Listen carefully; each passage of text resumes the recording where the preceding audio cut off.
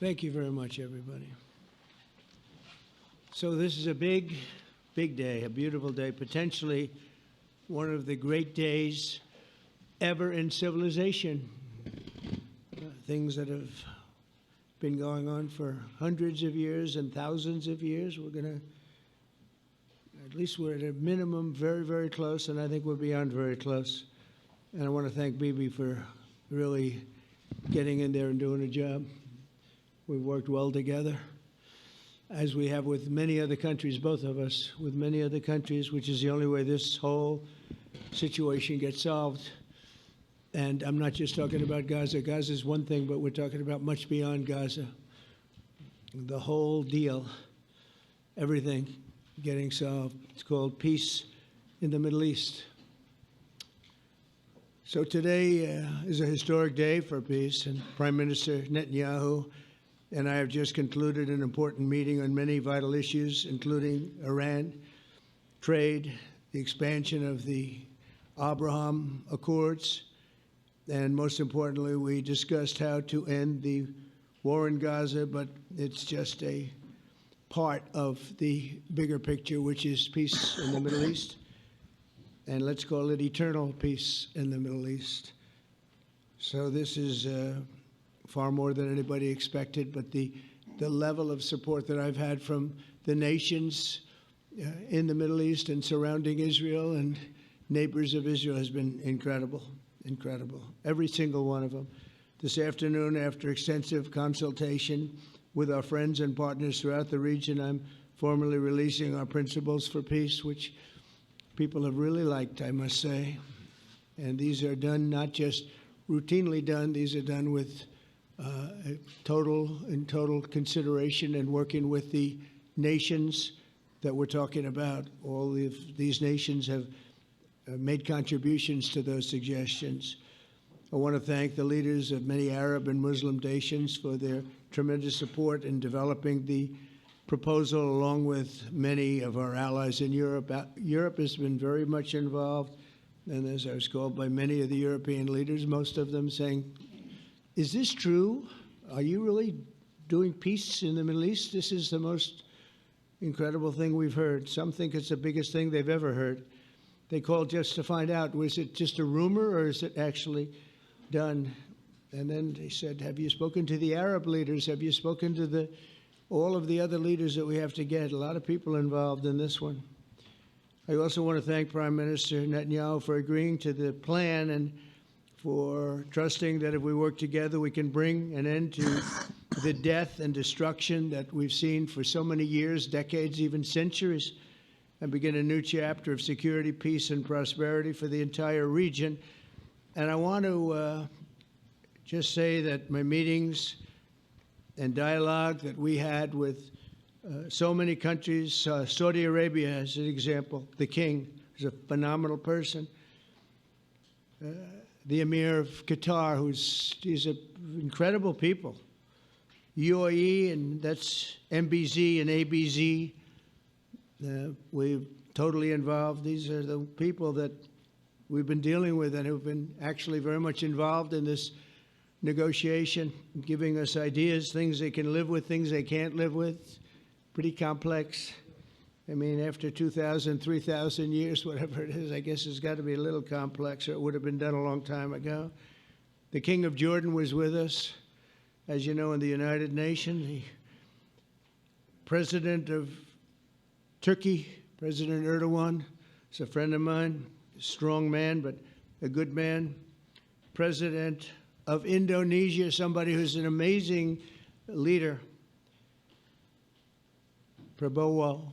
He is an amazing leader and respected by everybody.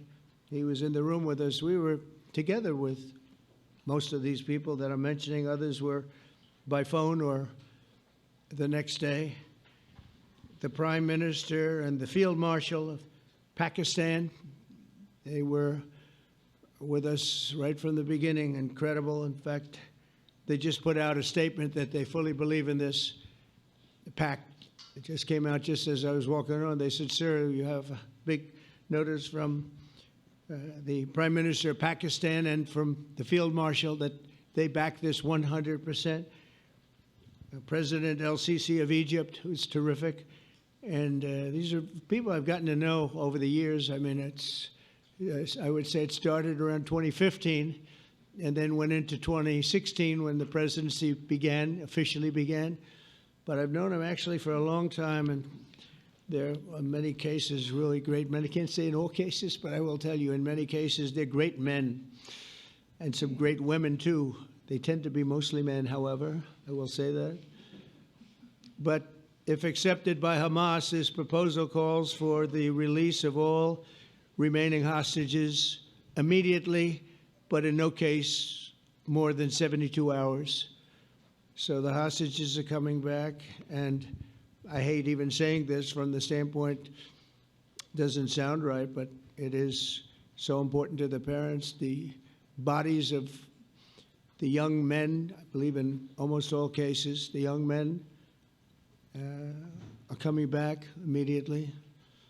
I met with parents. The parents felt as strongly about getting the body of their dead boy back as they did as though the boy were alive and well. It's so important to them. And it means the immediate end to the war itself, not just Gaza. It's the war itself. Under the plan, Arab and Muslim countries have committed, and in writing in many cases, but I actually would take their word for it. The people I mentioned, I'd take their word for it, to demilitarize Gaza, and that's quickly. Decommission the military capabilities of Hamas and all other terror organizations. Do that immediately. And we're relying on the countries that I named and others to deal with Hamas. And I'm hearing that Hamas wants to get this done too, and that's a good thing. And destroy all terror infrastructure, including the tunnels, weapons of production facilities. They have a lot of production facilities that we're destroying. They'll also help train local police forces in the areas that we're discussing right now, in particular in and around Gaza, working with the new transitional authority in Gaza. All parties will agree on a timeline for Israeli forces to withdraw in phases. They'll be withdrawing in phases. No more shooting, hopefully. As progress is made toward achieving these goals, Arab and Muslim nations need to be allowed the chance to fulfill these commitments of dealing with Hamas. They have to deal with them because they were the one group that we have not dealt with. I haven't dealt with them. But the Arab countries are going to, and Muslim countries are going to be dealing with Hamas, and I believe they've already been there. I think they probably have an understanding, and they haven't maybe mentioned that, but I would imagine they do. Otherwise, they wouldn't have gone as far as they've gone.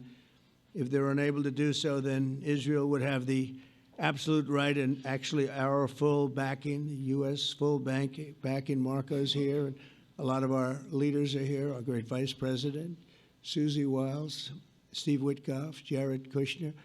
They've been so involved in this process. I don't think anybody else could have done it or even come close, but it's we're right there.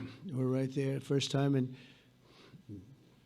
thousands of years, I think you can probably say, if you really look into it, if you study back, if you're a scholar, you would say thousands of years. Israel would have my full backing to finish the job of destroying the threat of Hamas. But I hope that we're going to have a deal for peace.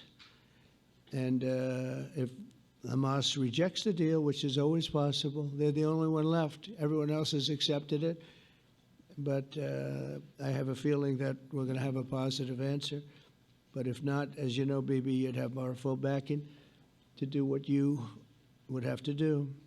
Everyone understands that the ultimate result must be the elimination of any danger posed in the region, and that danger is caused by Hamas. The tyranny of terror has to end, and this is, again, something that we're looking for. This is eternity. This is for forever. To ensure the success of this effort, my plan calls for the creation of a new international oversight body, the Board of Peace, we call it, the Board of Peace, sort of a beautiful name, the Board of Peace, which will be headed, not at my request, believe me, I'm very busy, but we have to make sure this works. The leaders of the Arab world and Israel and everybody involved asked me to do this, so it would be headed by a gentleman known as President Donald J. Trump of the United States. That's what I want, is some extra work to do, but it's so important that I'm willing to do it, and we'll do it right, and we're going to put leaders from other countries on, and leaders that are very distinguished leaders, and we'll have a board, and one of the people that wants to be on the board is the UK former Prime Minister, Tony Blair, good man, very good man, and some others, and they'll be named over the next few days, and it'll be quite the board. Working, everybody wants to be on it now. I don't know if that had anything to do. They named me and everybody else wanted to be on it. I guess they figure, well, he's a soft touch. He'll be easy to deal with. Working with the World Bank and others, it will be responsible for recruiting and training a new government that will be made up of Palestinians along with highly qualified experts from all around the world. Hamas and other terrorist factions will play no role in the board, but they'll play no role in the governance of Gaza at all, directly or indirectly. As you know, thousands of Hamas leaders have been killed and soldiers have been killed.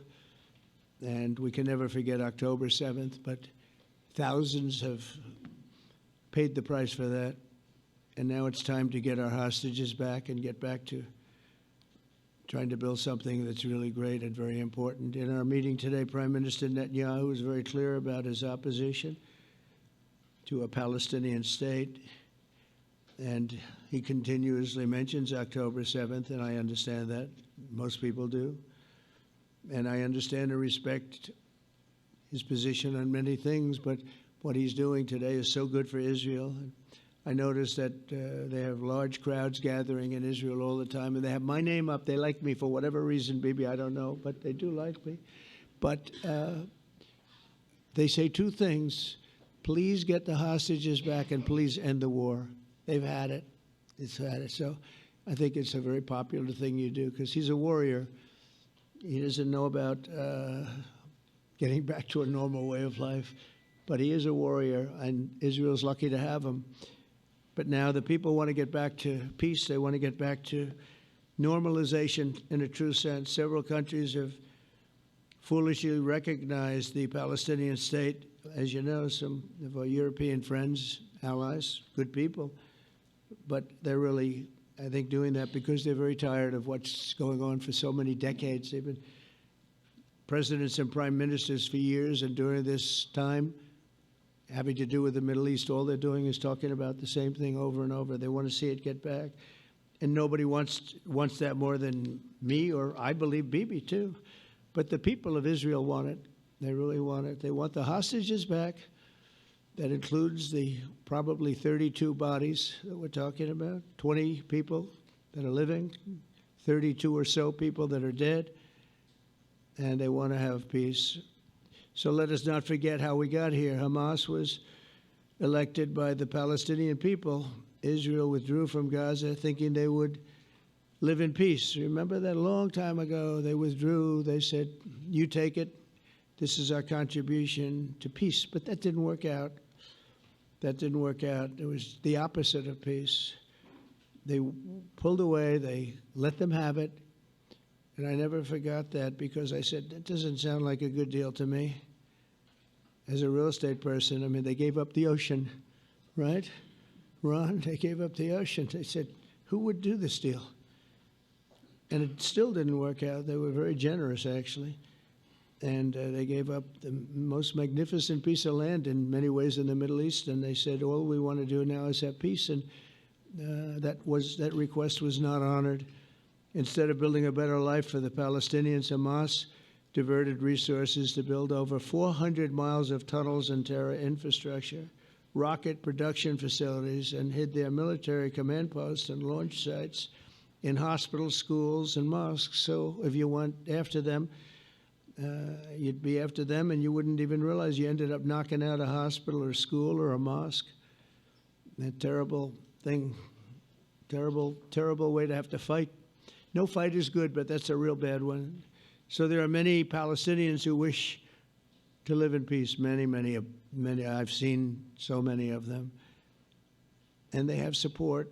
And I challenge the Palestinians to take responsibility for their destiny, because that's what we're giving them. We're giving them responsibility for their destiny, fully condemn and prohibit terrorism and earn their way to a brighter future. They don't want the life that they've had. They've had a rough life with Hamas. If the Palestinian Authority does not complete the reforms that I laid out in my vision for peace in 2020, they'll have only themselves to blame. We're giving them an amazing footprint, and they have amazing support from the leaders of the Arab world and the Muslim world, the great leaders. These are great leaders. These are unbelievable leaders that have built great countries and very wealthy countries. What the future holds for the Palestinians, no one really knows, but the plan that we put forward today is focused on ending the war immediately, getting all of our hostages back, getting everything back. Hard to believe when you even say it, and creating conditions for durable Israeli security and Palestinian success. Israeli security is going to be involved. We're going to help you. We'll be there with you in terms of helping with security. We want to make sure it works. We just want to make sure it works. There shouldn't be a shot fired. Now, there will be, I guess, because that's the way it seems to be, but there shouldn't have to be within a few days. There shouldn't have to be a shot fired. Maybe for eternity. Wouldn't that be nice? I hope it's true. I can tell you the leadership of that region feels that there's a good chance of it being true. So this will lead to this agreement that we're talking about will lead to a sustainable long-term peace. No president in history has been a greater friend of the state of Israel than I have, in addition to negotiating the Abraham Accords. I like to say it that way because the real people, that's what they call Abraham. I would say Abraham, but it's so much nicer when you say Abraham. So much more elegant. But the Abraham Accords are amazing. Jared, you did that along with your group of geniuses, and nobody thought that could be done. We have 4 countries, and Sleepy Joe Biden didn't do a thing. He didn't even know what the hell they were.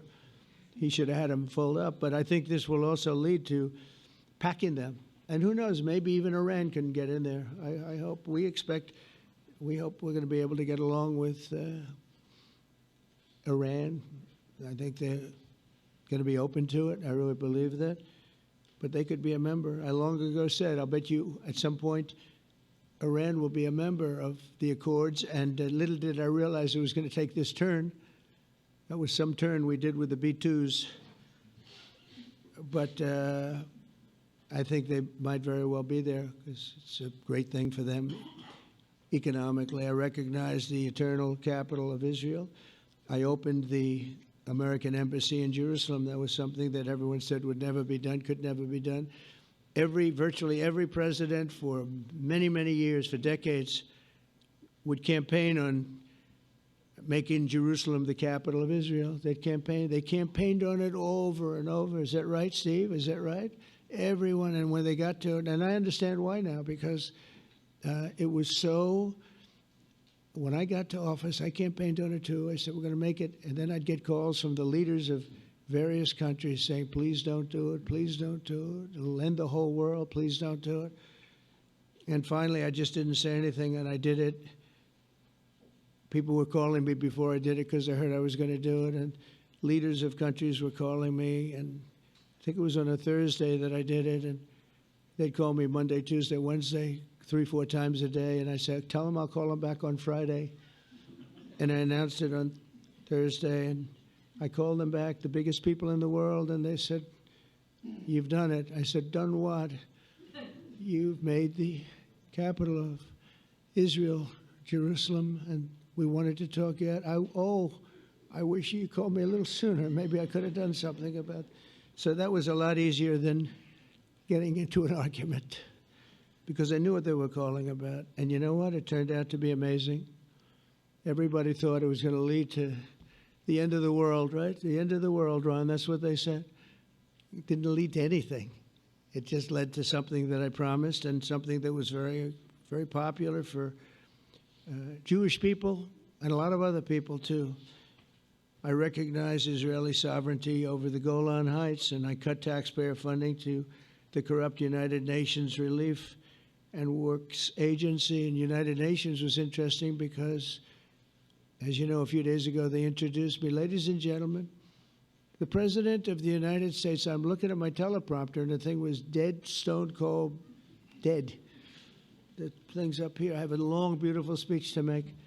I'm back 30 feet back, and I'm saying, they're introducing me. There's nothing on my teleprompter.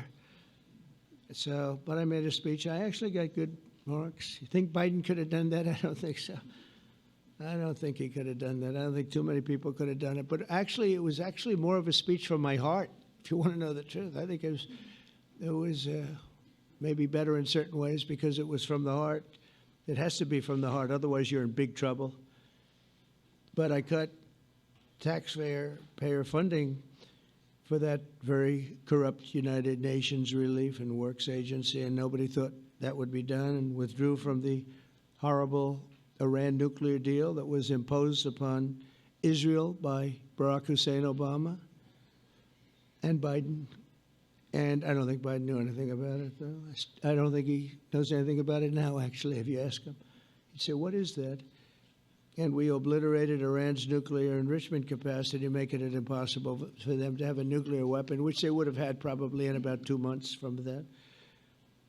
But I've never asked Israel to compromise its security, but we had big, strong talk. Nobody's been better to Israel. No president's been better to Israel than Donald Trump. But we had a long, strong talk, Bibi and I, and he understands it's time. It's time. History has shown. And the people of Israel want it. And the people of the Middle East want it. The people of enemies of Israel want it. But they don't have really too many enemies right now. And you know what? Many countries have gained great respect for Israel, for the way they fight, for the job they do, including me. I had respect anyway, but they gained respect. History has shown us that those who have relations with Israel have thrived, while those who have devoted resources and attention toward the destruction and even annihilation of Israel have languished. They haven't done well. Israel is not going anywhere. They're going to coexist with other people and countries in the region, from Syria to Lebanon to Saudi Arabia. The promise of a new Middle East is so clearly within our reach. This is the closest we've ever come to real peace, not fake peace, not political fool's peace. If we can get this difficult problem solved, the opportunities for all within that vast region of this world, it's a vast region, it's unlimited. The Abraham Accords show that all countries are better off when they communicate and work together and embrace new opportunities. I hope Jared and Steve and Susie and Marco and JD, we have great people. I hope you guys are going to work very hard to get these other countries in, because now they have no excuse. There's no longer an excuse. They were somewhere hesitant. And I tell you, the 4 countries that went in, I give them tremendous credit, and it's worked out incredibly well for them.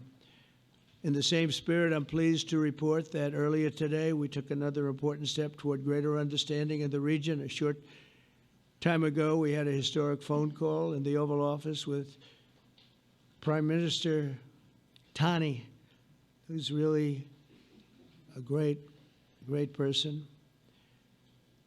So we had a great talk, and I was on the phone, and Bibi was talking. Prime Minister Al Thani was of Qatar.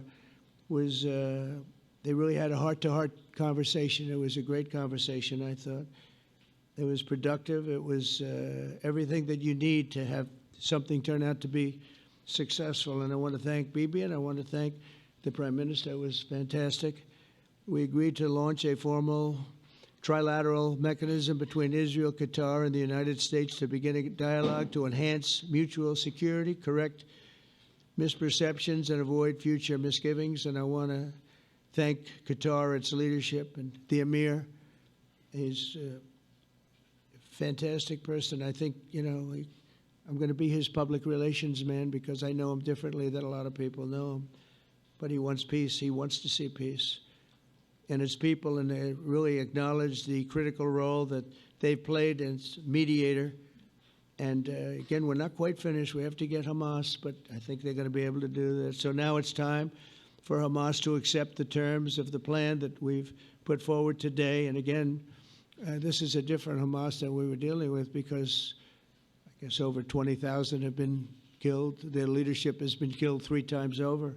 So you're really dealing with different people than we've been dealing with over the last 4 years, 5 years. Everyone has done their part and come to the table in good faith. Our Arab and Muslim partners are fully prepared to step up and fulfill their commitments for the benefit of the people of Gaza and the entire region. They're willing to step up and do a lot. They really are. There are a lot of good people involved. Everybody who wants to see an end to the violence and destruction should be united in calling for Hamas to accept the extremely fair proposal so that we can end the war and get us back our hostages right now and have everlasting peace. And I look forward to having relationships with everyone. As the chairman of the board, I'll be involved, and we'll have meetings with some very smart people that'll be working over there to make sure that we haven't just been wasting time with an agreement that doesn't get done. The task of building peace will not be easy. There are some of the hardest problems in the world to solve, and that's why it's been going on for so many centuries. But too many lives are at stake not to try, and this is more than a try. I mean, I think this is something that gets done when you have virtually every country, and these are powerful, powerful countries that have a lot of money, and the money can make things happen. A lot of countries try, and they don't have any money. These are very rich countries that can make things happen. So together we'll forge a much safer and more hopeful future for everybody, including Israel. And I want to thank Prime Minister Netanyahu for his partnership. And I want to thank all of the leaders, the kings and the emirs and the presidents and prime ministers, people I mentioned. And they've been absolutely fantastic to work with. And it's just happened very quickly. It's happened from a couple of weeks before I had a couple of meetings, but a couple of weeks before we went to the United Nations, and we had some incredible meetings. It all came to place. It all took place, and everybody wanted to be a part of it. I don't have anybody that's saying we don't want anything to do with it. It's just the opposite. And I'll tell you, a couple of years ago, a year ago, I don't think we would have had this kind of participation, Mr. VP, right? I don't think we would have had. It's been amazing. The participation was 100%. Everybody wants to be a part of it. And everybody, those very strong countries, everybody wants it to work. So, Bibi, congratulations on this. I think this will be your crowning achievement, frankly. If this all works out, we think it will. It's going to be your crowning achievement. And I want to thank you very much for being here. Thank you. Please. Thank you. Thank you. Mr. President, first I want to thank you for graciously hosting me once again in the White House. And second, I want to thank you for your friendship and for your leadership. From Jerusalem to Tehran, from the Golan Heights to Gaza, you've proven time and again what I've said many times. You are the greatest friend that Israel has ever had in the White House. And Mr. President, you and I both know it's not even close. While you focus at home on making America great again, your leadership abroad is changing the world for the better, ending wars and advancing peace. I believe that today we're taking a critical step towards both ending the war in Gaza and setting the stage for dramatically advancing peace in the Middle East, and I think beyond the Middle East. in very important Muslim countries. I support your plan to end the war in Gaza, which achieves our war aims. It will bring back to Israel all our hostages, dismantle Hamas's military capabilities, end its political rule, and ensure that Gaza never again poses a threat to Israel. We would not have achieved this turning point without the courage and sacrifice of our incredibly brave soldiers. They fight like lions to defend the people of Israel, and they serve on the front line in the war between civilization and barbarism. Mr. President, when our two countries stand shoulder to shoulder, we achieve the impossible. Just a few months ago, in Operation Rising Lion and Operation Midnight Hammer, we struck a decisive blow against Iran's nuclear and ballistic missile program. Your bold decision to send those B-2s made the region safer and the world safer. Now, under your leadership, we're taking the next step to win the war and expand the peace. Your plan is consistent with the 5 principles my government set for the end of the war and the day after Hamas. Everybody asks, what is your plan for the day after Hamas? Here's our plan. Passed it in the cabinet. All our hostages, both those who are alive and those who died, all of them will return home immediately. Hamas will be disarmed.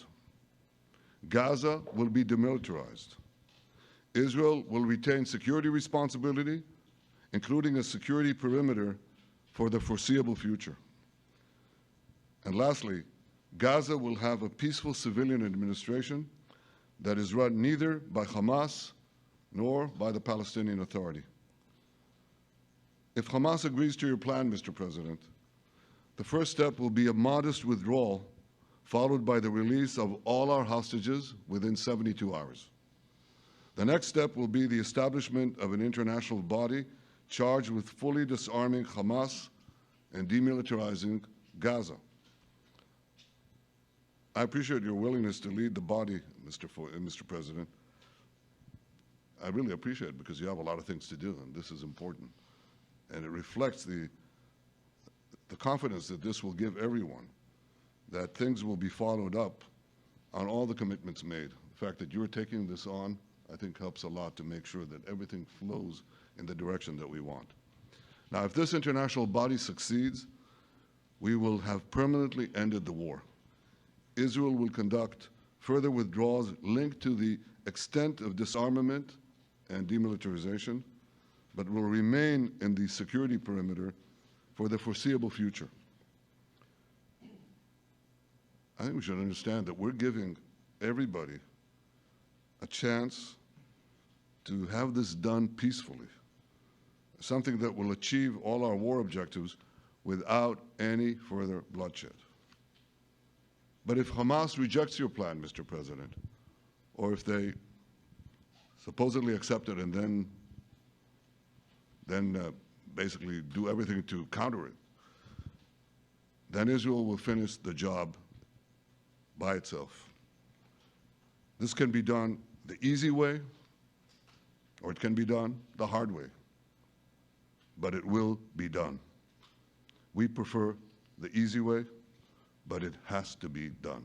All these goals must be achieved because we didn't fight this horrible fight, sacrifice the finest of our young men to have Hamas stay in Gaza and threaten us again and again and again with these horrific massacres. Mr. President, I was encouraged by your clear statement at the UN against the recognition of a Palestinian state.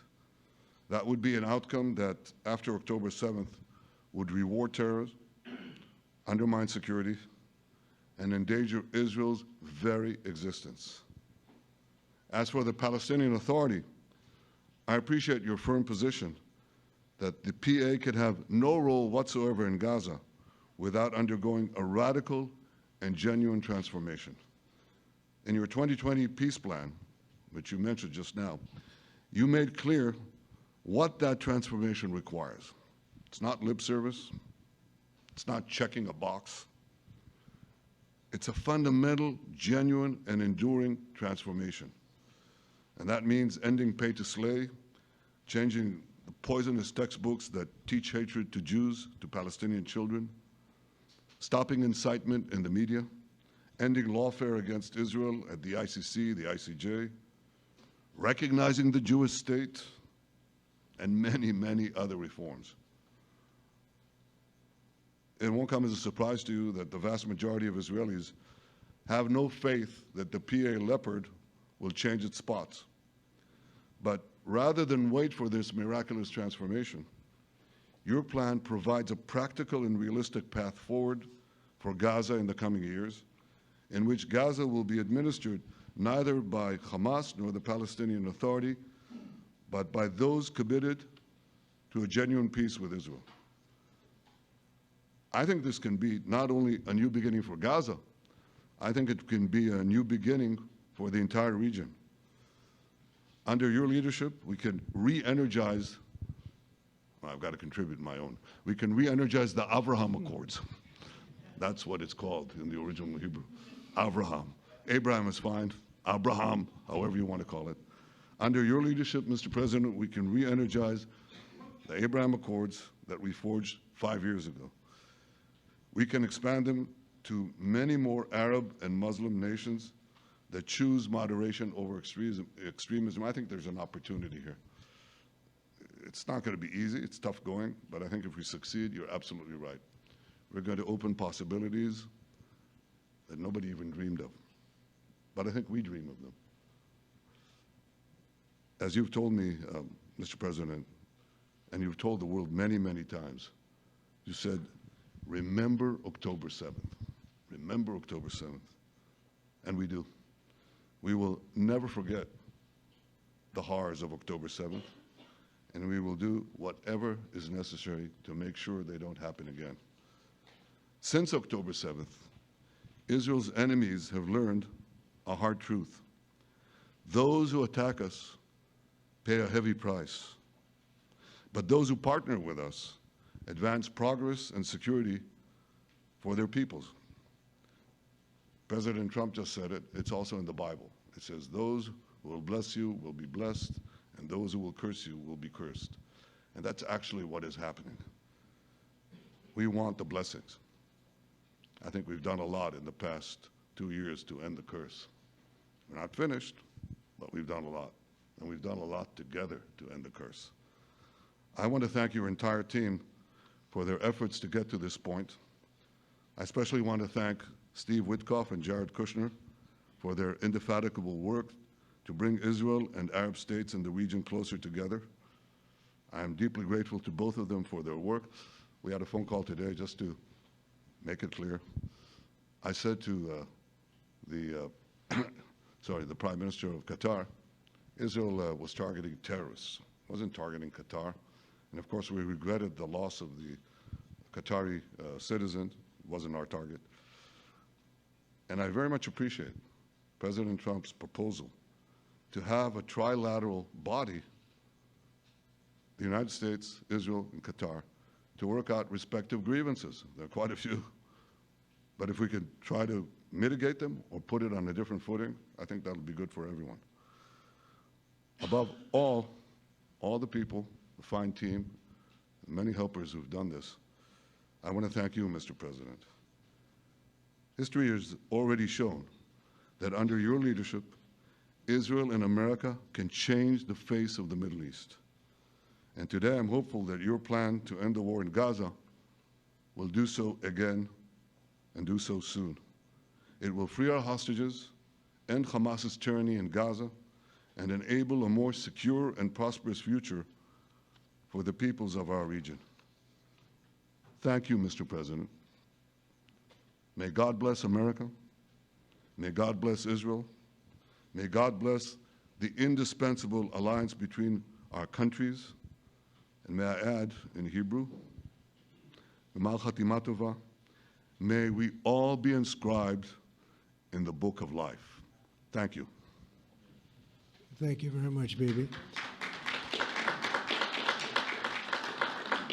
So I think while we wait for these documents to be signed and get everybody in line, I think it maybe is not really appropriate to take questions. I'm meeting with, as you know, a couple of Democrats in a little while about the country, about keeping our country open. They're going to have to do some things because their ideas are not very good ones. They're very bad for our country. So we'll see how that works out. But this is something that was really historic today. This was something that was amazing. I think, Bibi, I mean, depending on you, I think while we're waiting for signatures and waiting for approvals from a lot of different countries that are involved in this, we probably shouldn't take questions? Or would you like to take a question or two from perhaps a friendly Israeli reporter, if there's such a thing? That's a very, very tough proposition. But I would think, Mr. President, that I would go by your instinct that this is, we'll have enough time for questions. Let's settle the issue first, I think. No. Thank you very much, everybody. Thank you.